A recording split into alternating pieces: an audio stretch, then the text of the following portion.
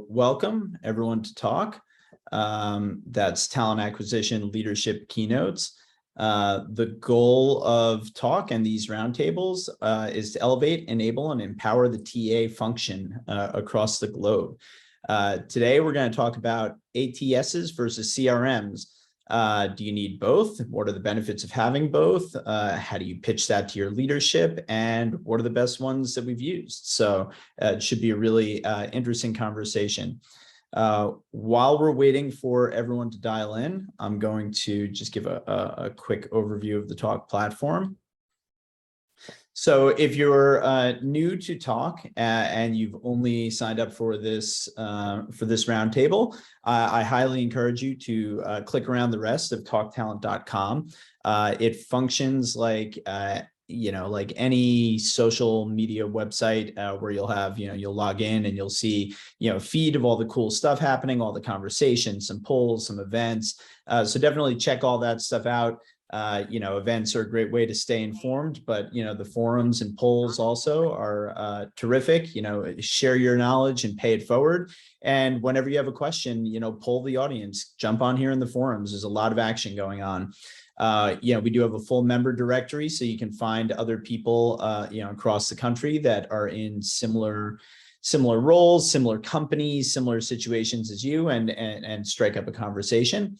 And then a couple of things that we've most recently added are the vendor directory and the agency directory. We're still building this out, but I encourage you to come in here and review all of the the vendors that you're using and also the agencies. This way, when if everybody did that in 6 months, when you are evaluating a vendor or you're looking for a new agency in a specific location with a specific specialty, there'll be a ton of reviews in here and you'll be able to find exactly who you're looking for. So all of these resources are only as good as the people that are putting in information. I know we have awesome members, so if all of those awesome members were using the features, this would be like the go-to spot for any information that you could possibly want in TA. So so I encourage you to click around and let's make that happen. So let's see, let's go back. And so as I said, we're going to be discussing the ATS versus the CRM today. I think there's a lot to unpack there. So let's see where the conversation goes. Oh, sorry, I didn't update that. We're not talking about onboarding best practices, but I do want you to engage. And that means turning on your camera, actually jumping in the conversation. This is a member-led discussion. So jump in, give us, what are your current challenges? What's working for you? What's not working for you? And what would your dream CRM ATS connection be? Let's talk about it. Maybe it exists and maybe somebody on the phone can point you in the right direction. So, all right. Yep. Okay. So I'm going to stop sharing and all right, let's open it up. I'm going to throw something in the chat real fast. These are a couple of things that I thought we could discuss, but we can go off the rails and we can talk about whatever you all want. But I thought there would be some benefit to having someone who is currently using an ATS CRM combo or has used it effectively in the past. And for those people that are considering it or trying to pitch it to their leadership, I think it would be helpful for somebody that has a lot of experience to kind of define the use case. What are the benefits of having a CRM? What are some of the challenges? Maybe we just start there. So does anybody want to jump in? Does anyone feel like they've got a firm handle on the situation?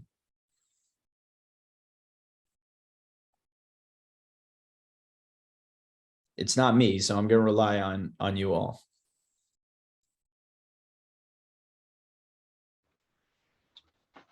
Normal, I'll help you out because I know you're looking for somebody to start. So I'm a big Avature fan, so I'll put that out there. But I've used multiple CRMs, including Avature and Smashfly, and then several custom systems. And just when I start to think about it, I think it's very much a difference of a reactive versus proactive mindset between the two. The reason I'm such a fan of the CRM side of it is that we all talk about being proactive, but if all you're doing is living in your ATS, it's hard to do so. And in the question you said, the combo, if you can put them together into one environment, an Avature is one that has an ATS CRM combination where it's one single platform. The integrations are so seamless. So I think all of us know that Workday, SAP, Oracle, they sometimes struggle with integration with the third-party CRM. It'll work, but maybe it not work ideal. You might have some pieces, some challenges. But when you have that single combo system that is really integrated well, the ability to be proactive with talent driven on the history of your ATS is just so open. Yeah, definitely. And I've heard nothing but good things about Avature. This is not the first time it's been brought up on one of these calls. Is there something specific that you're able to do in Avature that you wouldn't be able to do with either an ATS CRM combo integration, two separate platforms, or even for those that are on the call that are looking to decide whether they need a CRM, what can you do in your CRM that you can't do in your ATS? So I would say one of the biggest pieces is, everybody calls it something different, but smart drip campaigns, or a lot of people call action-based. So we can all communicate with any of these systems. We can, we can set up a drip campaign, but it's a really quality ATS CRM combo that allows you to take action based on a prior action. So the idea being, a traditional drip campaign says, send this message, 3 months later, send this message, 3 months later, send this message. The smart campaign in a quality CRM allows you to say, hey, based on whether the person opened, read, clicked on the last message, I want you to take a different action. And then it gets really fun with that integration with your ATS is, now you can say, if this person has applied or has gone to an interview or has been rejected, I want you to take a different set of actions. And you can build so many conditions into the workflow that you truly can have a personalized experience for the candidate based on the actions that are happening in the ATS, as well as your sourcer engagement. Yeah, great. I think it's a great overview. Any questions for Jason? Otherwise, we also have Sherry just made a comment. I'd love for you to comment on that. Hi, this is Leslie. I do have a question for Jason. What's your structure like? I mean, one of the struggles I've always found is that my recruiters, who are always full life cycle recruiters, have enough to do just to keep up with the ATS, that investing a lot in a CRM that I'm not sure if they're going to be able to use has always been a little bit challenging. So do you have sourcers, or do you just have enough recruiters that they can keep their rec loads down and do the sourcing? She threw out my name, so I feel like I answered, but I want to make sure I don't monopolize time. No, I was asking you because you obviously have a good experience with. Yeah, so I do believe that the CRM is best, or it's optimized when you have a sourcing model. Some organizations, your recruiters or your sourcers at the same time, or you don't have a sourcing function, and that is a challenge. And I do think the CRM has the greatest capability within a sourcing model that are then populating the talent pools or talent pipelines, wherever you choose to, and driving those candidates to the recruiter. So that's ideal for sure. But I also think when it's configured well, what you have the ability to a CRM to do is for it to do so much of the work for the recruiter, so they're not searching and sourcing because they are too busy. The rec loads are too high. The idea being that, and I'll just use a simple example, that if somebody comes in as a referral and you build your referral campaign within your CRM, make it really easy for your employees to refer a candidate, you can build a workflow that then engages the referred candidate and lets them know who referred them and what's next, and build actions based on that. Then you can make sure that they're applying. So now when your recruiters go to look at the ATS, look at an applicant list, I think almost all of us know we're going to look at referrals first. So it drives the referrals to be a more engaged candidate, so that when the recruiter reaches out to those referred candidates, they're just working the ATS at this point. The candidates are more actively engaged, but it's all automated. You don't have to have somebody do that. And the idea is of setting up a workflow step that says, an employer refers this candidate. You immediately send the candidate an email, letting them know who in the organization referred them and what the next steps are, encouraging them to apply, and then triggering an action when they do apply. That's an engaged candidate that now makes it easier for a recruiter to close them faster. Again, all of that outside the recruiter having to take any action. That is so incredibly helpful, and probably the best argument I've heard yet for a CRM, that if we can actually manage our employee referral program through that, that could be a real boon. So thank you for that suggestion. So I have another question for Jason. Hi, this is Victoria McLeod.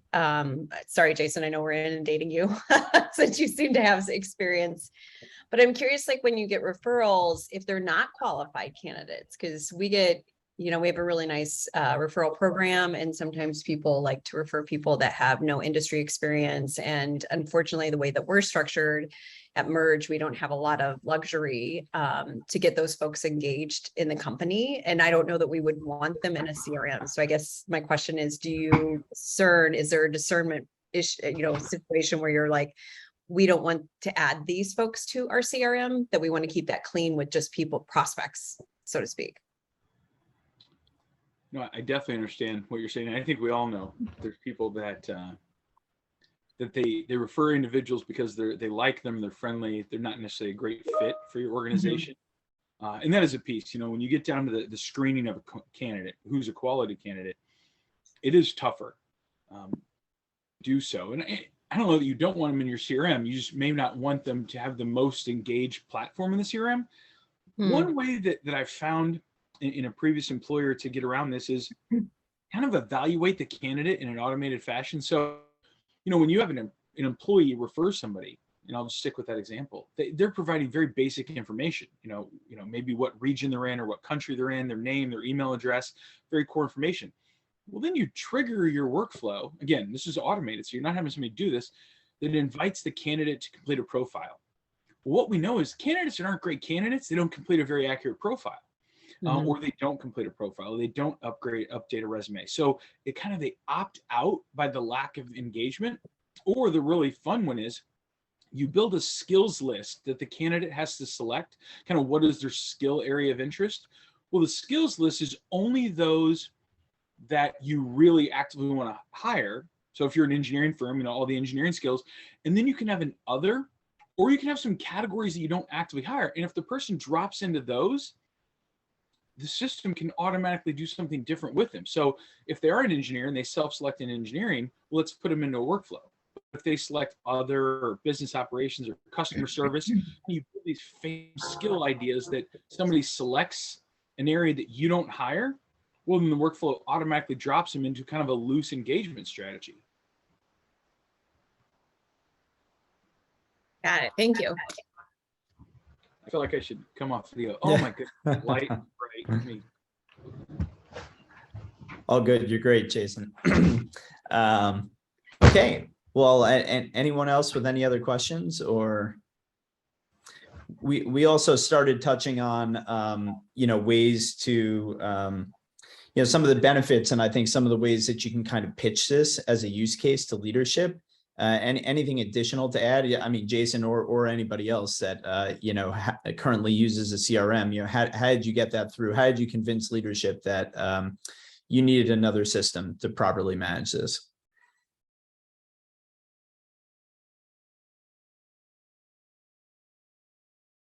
And I'll say that there was a conversation in the forums about this a few weeks ago, and one of the suggestions was kind of a flow chart of, here's what I would need to do these drip campaigns and to properly reach out to my candidates without a CRM. And it involves this tool, this tool, this tool, this tool, this spreadsheet, this I'm doing through this email, or I have an ATS and a CRM.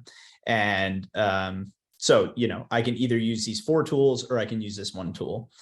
So that was one of the suggestions is, visualize the workflows with or without.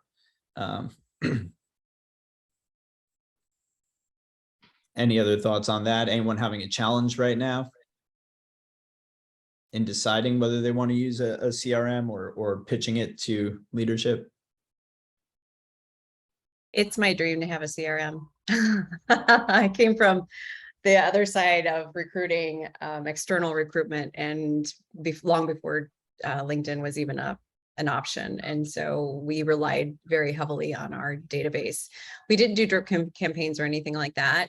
We were very basic, but just having a database filled with candidates that were of interest that we wanted to remain in touch with, and just following their careers for over 16 years is really special. And to go to a companies where they look at you like you have three heads when you say we need a CRM, they're like, that's what an applicant tracking is. And I'm like, it's different.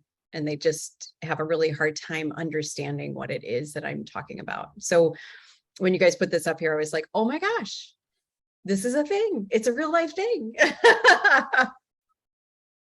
So thank you. Yeah. Great.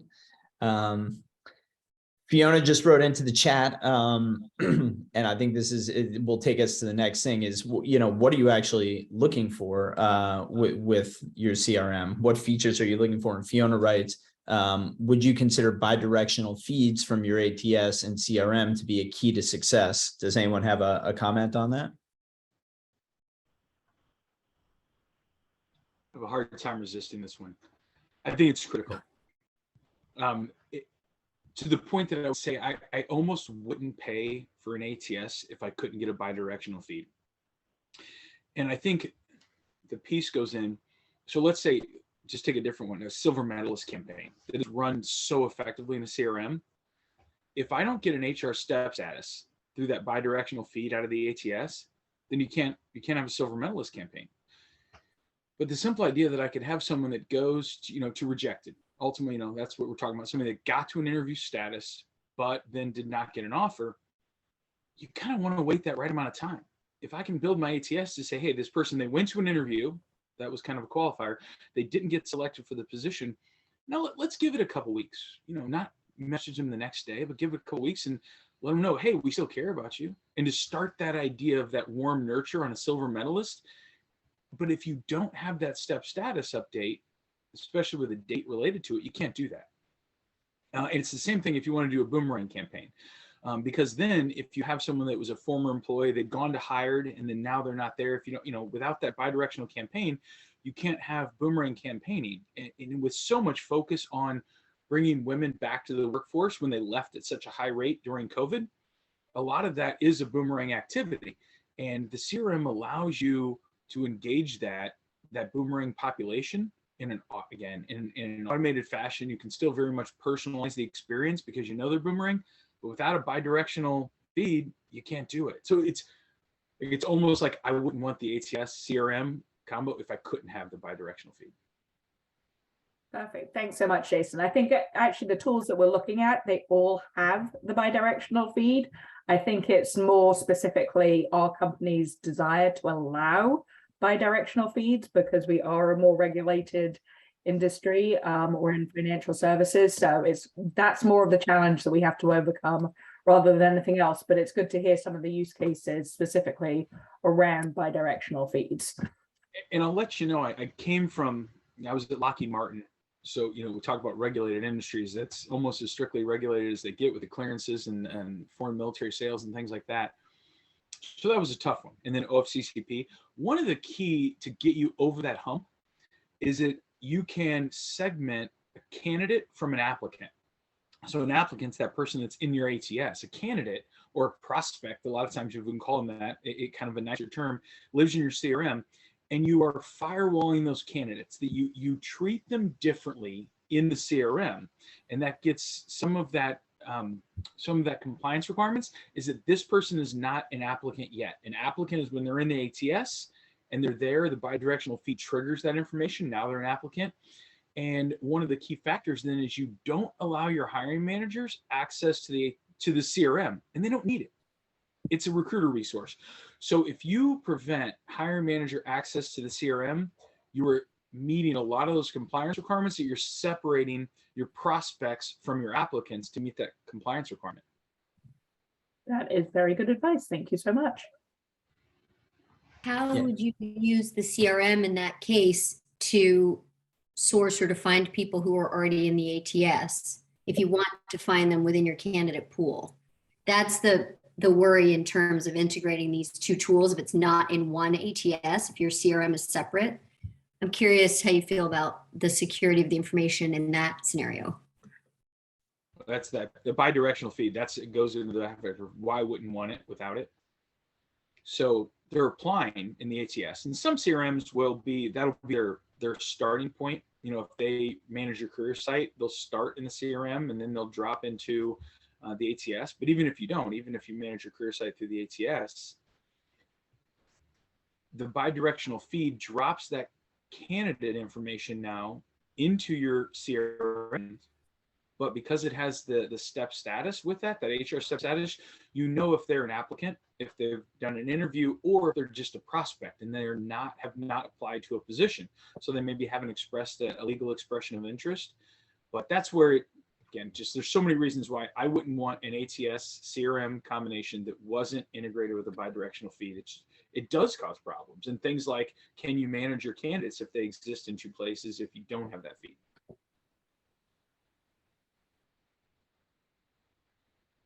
Yeah, these are all great points. Do you find, so you're using Avature, which is an all-encompass, like it's a one stop, so you don't really have the need for a bidirectional feed, right? It's kind of all in one, or how does that work?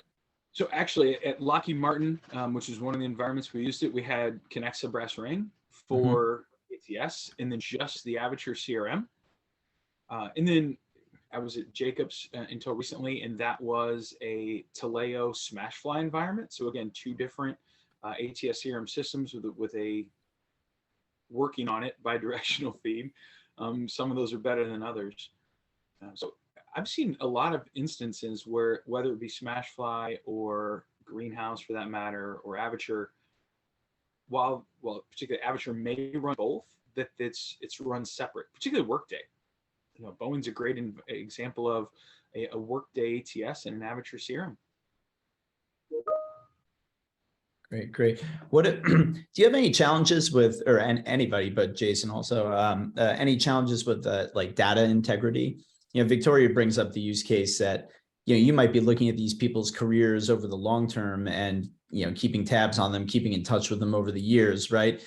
People's contacts change, they change jobs, they change email addresses, they change phone numbers, you know, maybe less now, but do you find any trouble with data integrity where, you know, you're looking at, you know, you have two different candidates and they're the same person at different jobs with different contacts? Or, you know, are you really using it for that, you know, the use case where you said where, you know, you're just going back and hitting them up, you know, to keep them warm shortly after they've been a silver medalist, where things haven't changed? Or do you find challenges in data integrity, or is that like a made up boogeyman?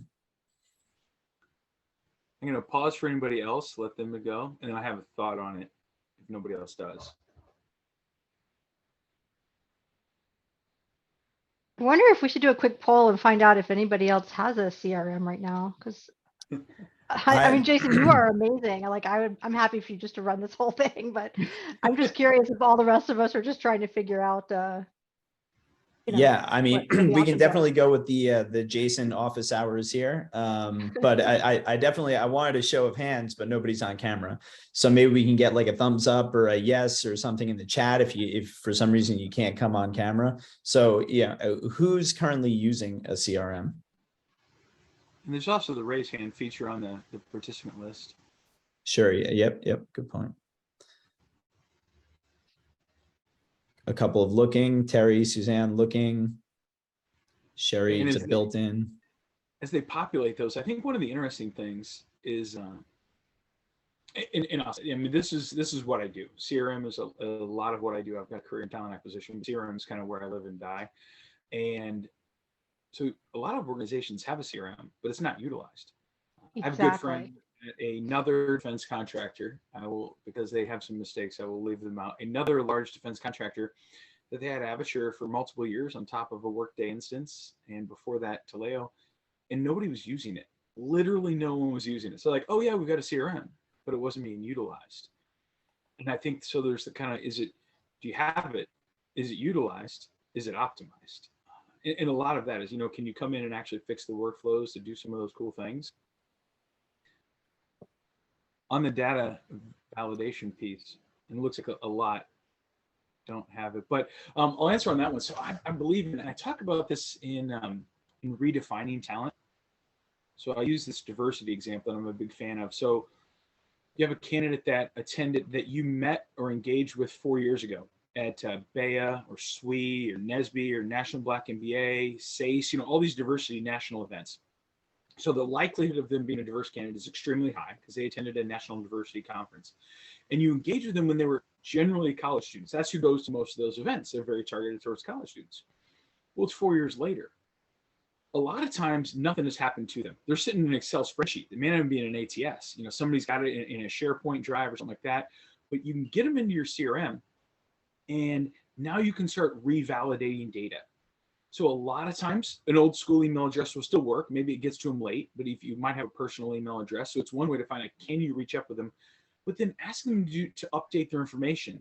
And you kind of give it why. And one of my favorite things is, and I'll use BEA as the example. You reach out to somebody and say, hey, we met 4 years ago at BEA. We met previously at a BEA conference, and it's been a long time. And we'd like to reconnect and understand where you're at your career, knowing that you're probably well advanced in your career, no longer an early career student. And when you remind someone that you met them at an event where they probably had an amazing experience, you automatically triggered like this mental positive response. You ever talk to anybody who went to BEA or SWE when they were a college student? It was a great time. They loved it. They hung out with their friends. They learned a ton of stuff. They networked a lot. So as soon as you remind them you met at this great previous experience, they automatically feel good. Now say, hey, we want to re-engage. We missed the opportunity. Take the blame. Hey, we have FOMO that we haven't had you working with us for the last 3 years. Use a fun term like saying FOMO, and then give them the opportunity to update their information. And the CRMs have portal updates, and they all have them. And now you can populate what you have and give them the opportunity to correct it and update it. So now the kind of the end result is I can redefine someone's early career talent from BEA to experienced level talent that is still in the diversity category because they'd attended BEA. And now I can understand more of where their skills are and how to contact them, what they're doing now in their career with better data. Wow, that's good. Yeah. Very nice. Any questions about that? I mean, it seems like you said, it looks like just looking down the chat, most people are either looking, they don't have, they're exploring, and there's very few that either have it, but it doesn't integrate well, so they don't use it very well. Or Sherry, I think, said that a greenhouse recently acquired one, but they're not necessarily using all the features yet. Does anyone want to comment? Sherry, do you want to comment on the greenhouse, or Jenna, do you want to talk about your current situation with a weak integration? See if anybody has any suggestions. Yeah, absolutely. So on my end, we use Phenom People for our CRM, a lot of the other tools, just because our ATS does not have great capabilities. We use UKG, and the platform overall doesn't integrate well with anything. So we had to use and find a workaround, and that's kind of how the use case and how we got a CRM. The actual CRM itself is fantastic. We love it. My team lives on it. I know there was a question earlier about kind of the use case and getting the adoption with the team. Who's already doing, and my team is very high rec volume. We don't have sourcers, unfortunately, but the team lives in it because they did early on see the value in it and how much time it was saving them with using technology, using recruitment marketing, using all these other fantastic resources. Our ATS doesn't even give us the ability to search within it, so that's why we use the CRM. We do have a bi-directional feed set up, but it's very clunky, and we did have data integrity issues early in because, again, our ATS doesn't integrate well with things. So right now I'm actually going through the exercise of trying to find a new ATS and maybe even a full new talent suite, if you will, and see if Phenom's even kind of the right tool for us if we move away from our current ATS. So that's kind of my current struggle.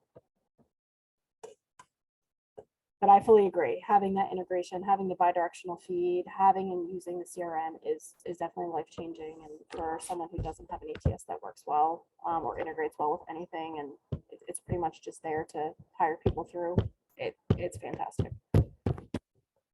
Great. Yeah, definitely. Anybody else using Phenom People? That's definitely one that comes up in these conversations all the time. And for the most part, we hear really positive reviews about. Anyone else have experience with that one? No, Sherry, did you want to further comment? You said that you're using Greenhouse and that they have a built-in CRM, but they also just recently acquired a company, Interstellar. Do you have any experience with either of those? Yeah, I don't have a lot of experience yet with Interstellar. My understanding is the automation functionality that they've acquired is an additional cost that we don't have turned on yet. I'm waiting on a demo because we do have a renewal coming up in February, and I need to make the decision on whether or not, we're going to stay the course or whether we're going to look at a completely new ATS and CRM. As far as the CRM itself, I think it's good at pulling the people in. What I have not been able to unlock well yet is, these are the silver medalists versus these are not. So we're still in its infancy in terms of trying to explore the best way for us to do it that is the least labor intensive, but at least it has it, is what I will say. Right. And is that you think, is that a function of you need to customize things, or is it fairly rigid and you just haven't figured out how to I would say part of it is my knowledge, right? In terms of figuring it out, but part of it as well is just inherent functionality within Greenhouse. The search functionality within Greenhouse is not the best. I found what works best is when a candidate gets a tag, right? And we can make these tags, we can we can tag it as engineering or product or whatever it is that we choose to do. I have yet to figure out how to get it's a very manual process to get the tags per candidate, right? So it's still a very manual one-to-one review of the profiles coming in. So that's the clunkiest part at this point, to be able to say, here is the pool that we want to remarket to and reinvite back in the process. Yep, makes sense. Right? Yeah. Now, I'm curious, Jason, since you've had experience with a couple of other ones and different ones, Smashfly, right, and Avature. I'm curious, are those, do you find that they, just kind of function the way that you want and that's what you're looking for? Or when you're looking for a CRM, are you looking for something that's more customizable, where you can, add new fields and track things and do the bi-directional sync on specific fields that you might be tracking in your ATS that aren't kind of out of the box for the CRM? Are you looking for something that just kind of fits, the right shoe that fits, or are you looking for something that has flexibility? So I would say I'm generally looking for a lot of flexibility, and what I often say, it's not so much customizable, it's user control or user configuration. So it's a lot of the things you hit on are great points: to be able to add a field, to change the data options within a field, to build a form, to build portals, to build workflows. I mean, that's kind of one of the biggest is, how much can my admin or super user build on their own? Because no one wants to go back and kind of have a change request or go to the vendor to do all of those little things. And you want to have that enhanced capability. So I think that's a key piece, but I also want a vendor that really is great with support. So I will say that there are some vendors that are fantastic about support, enhancements, upgrades. Phenom and Avature are two of those that they shine in customer experience. And I think that's a big factor. I'm not, some of the other vendors are not always the best. And I just recently worked with a company to look at CRM selection and to kind of evaluate multiple tools. And a lot of it was, how are they responding to your RFP? How detailed is it? How much can they talk about CRM? If I were to look at, some of the major providers that provide a combo suite of ATS, HR software, and CRM, and there's kind of three of those that claim all three of that. Do they really talk about CRM, or do they spend all their time talking about ATS and the HR system? And I think that's what you'll find is, again, those three vendors, they know that their CRM is not the specialty, so they talk about ATS. And can you get a provider that really cares about CRM and what it can do. And because the reality is, I kind of look at it like this: ATS is a science. You check the boxes. Yeah, it can be better, it can be worse. I mean, I'd love to see that show of hands who says, "Man, I absolutely love my ATS, and I couldn't imagine anything better." They all have challenges, but it's a science. It's checking the boxes, doing what you need to do. CRM is the art of recruiting, and that's where that customization, the configuration, where you can really play and be creative. And again, like I said, not to be overly focused on Avature, but they're one of the few organizations that does a national conference to bring super users together and share experiences. Their speakers at their North American conference or any of their global conferences, they're users. They're people that are using the system every day, talking about what it is. It's not a sales presentation. It's like sharing how you do things. And that's what I think is important when you're evaluating.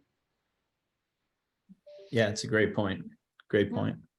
Jason, you froze for a second, and I'm just wondering, what were the three companies that you mentioned that were, I couldn't tell if they were the ones that were really focused on ATS or focused on CRM. So, not naming anyone in particular, I try to avoid if I have concerns, but the big three in the world of HR, ATS, CRM combo of Workday, Oracle, and SAP.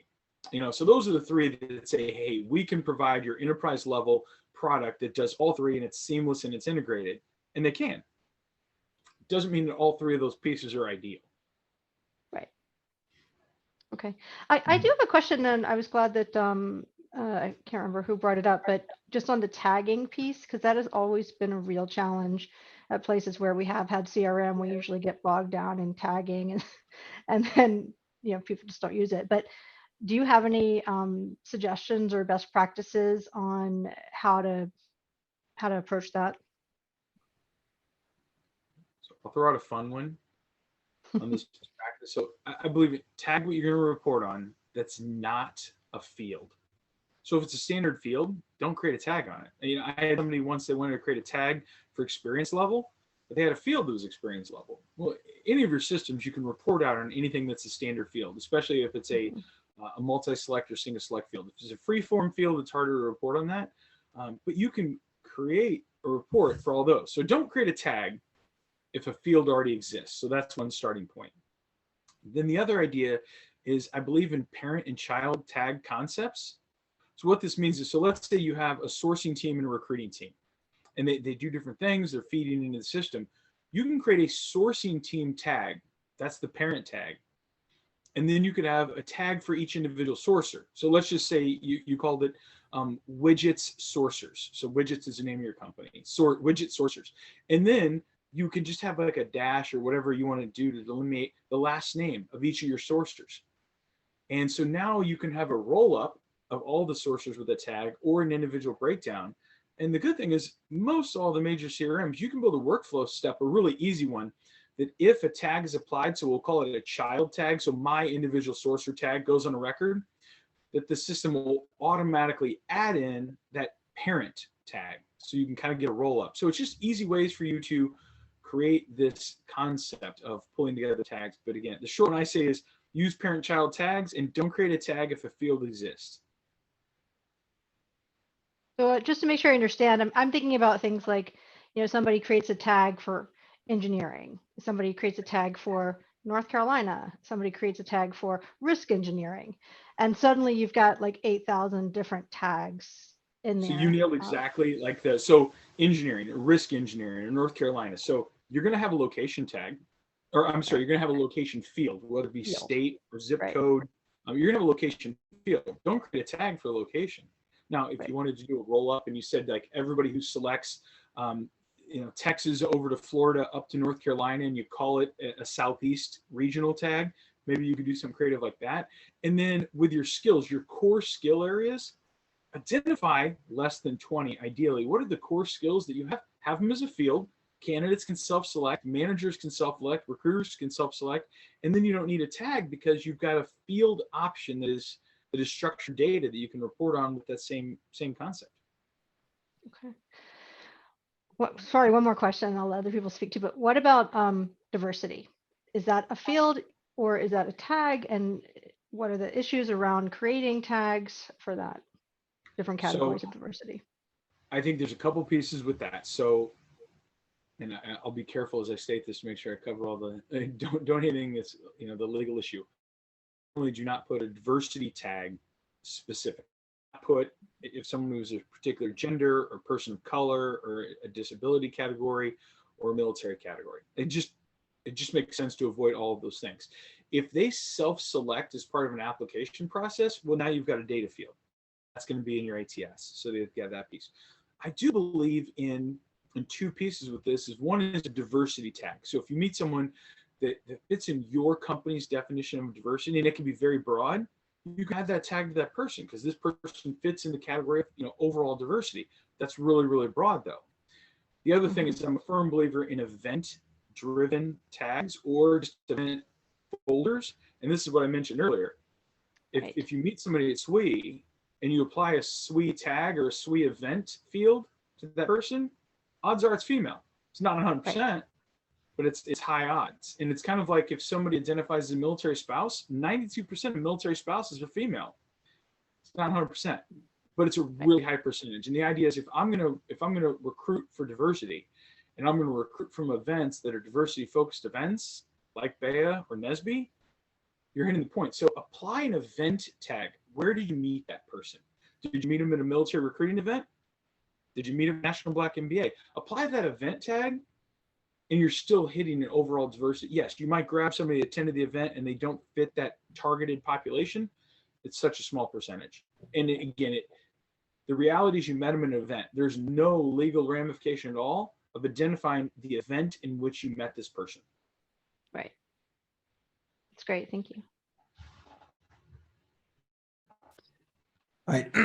This is, I think, a great time to jump in and talk just for 30 seconds about our sponsor. And you have 30 seconds to think of more questions to ask Jason after we're done. So I think it's interesting. Our sponsor is, it deals with agency recruiters, but a lot of the same challenges exist where, your work days and ATSs in general, they're all going to have an agency portal. But at the end of the day, do they focus on it? Does it do what you want it to do? Or are you struggling to use it and ending up in 5 different systems anyway, and end up managing things out of spreadsheets and completely losing control of them? So let's share my screen real quick and we'll talk about Recruitify. So obviously everybody wants to hire better talent faster at a lower cost and for lower effort. Obviously very easy to say and very difficult to do. Recruitify does that. And yes, it does add an extra system to your platform, but to your tech stack. But like I said, it might be eliminating 4 or 5 others in the meantime. It gives you the ability to consolidate all of your vendors to a single platform, and all of your hires, all of your spend, all of your reporting across your entire organization into a single spot. Allows you to gain control and visibility through that consolidation. And it allows you to, sort of pre-select and outsource some hard to fill roles. This way, your talent acquisition team can focus on the roles that they can more efficiently fill, and it doesn't slow down your entire process to be spending, kind of like the 80-20 rule, where you spend 80% of your time on 20% of the hard to fill roles. And if you do all those things, it'll optimize your entire TA organization. So definitely take a look. If you use agencies, Recruitify is a great way to bring on your own agencies and organize them. They also have a marketplace of 20,000 agencies across the globe. So when you're expanding to new geographies and new skills, you have a pool of resources immediately at your fingertips. So check it out. And let's get back to the conversation here. So so who's got more questions for Jason? Or Jason, do you have words of wisdom for us? We're kind of running low on time. So are there some things that we haven't covered that people wanted to cover? Well, I'll say one little thing. So I threw up my email and LinkedIn. I appreciate those that are already connected. So I'm happy to talk with anybody afterward. And I don't sell anything for Avature, so don't worry about that. I'm just an advocate. The one thing I would say though is I encourage people to have a CRM mindset. It's a term I use a lot. Sometimes people get intimidated. Like my team, they use Smashfly, but they've never used this. They use Greenhouse. They haven't used Smashfly or Smashfly X for Smashfly. If you have a CRM mindset, if you can click a CRM, you can pick it up. You know conditions are on workflows. You know how forms and portals work, and know that you're generally not going to break it. You can pretty much fix everything in a CRM. It's not your official legal system of record for OFCCP audit. So just be creative and fun. And I'm curious, since you brought that up before also, what is the official line when you would consider someone moving from a candidate or a prospect to an applicant? You know, when do they go into your ATS from the CRM? Is it they've actually applied through an online, that's like the defining point, or do people make it over to the ATS at some point before when you're in mid conversation? Yeah, so for us, in multiple environments I've been in, it's when they legally apply, and the big thing is that's an expression of interest, particularly for anything that's OFCCP compliance. That expression of interest is important, so you pick that up in the application. I think a lot of companies, and I've used it, you'll have sourcing recs, so you'll get them in the ATS on a sourcing rec. So now they've completed an expression of interest, and they're in the ATS, but it's on a sourcing rec, and you can move them around to other positions. So that's kind of that. Some people call them greenhouse or blue sky, evergreen or blue sky recs. So the key is, though, that you got to have that expression of interest in a legal application. Just nobody wants the government knocking on your door. Great, good points. All right, and any other thoughts and anything we didn't cover? Did anyone, I know everybody was looking or having challenges looking. What have your challenges been? What are you, I don't know, what's holding you back? Is it trying to figure out the features? Is it trying to figure out what integrates well? Is it trying to pitch to your leadership team? What part of the process is holding people back?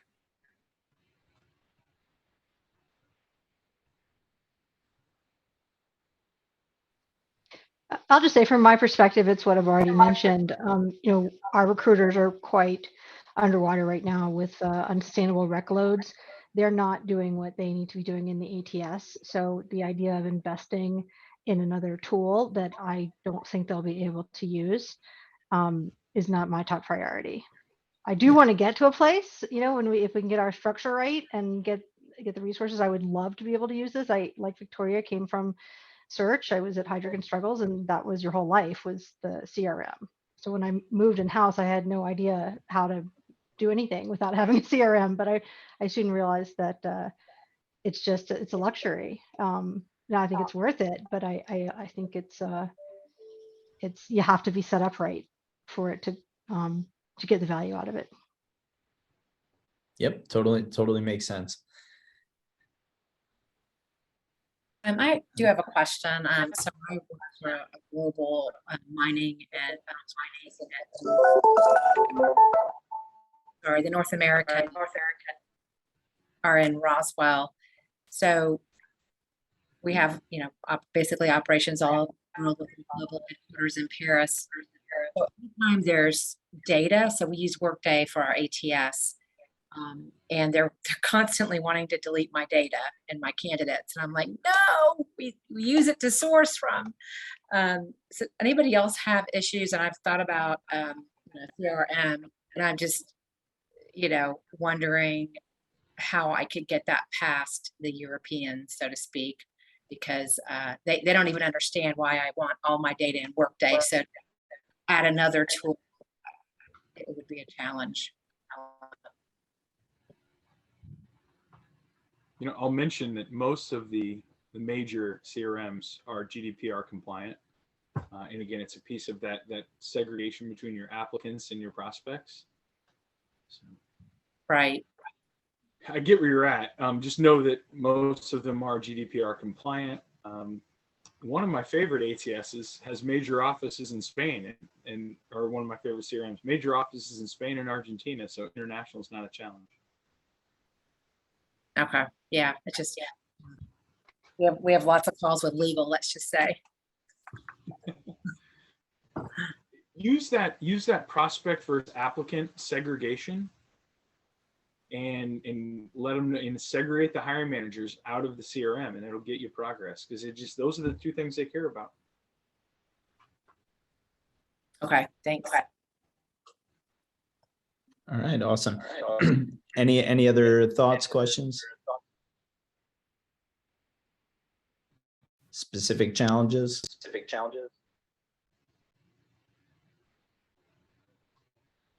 No? Okay, well, we're kind of running up against time anyway. Any other last thoughts?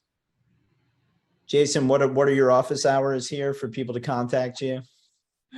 I'm pretty available. I appreciate those that connected already. I'm happy to connect, and there's my email is there. So I'm happy to help. I love recruiting. Like, I'm literally this nerd. If you see it right here, that is my license plate. I hire it.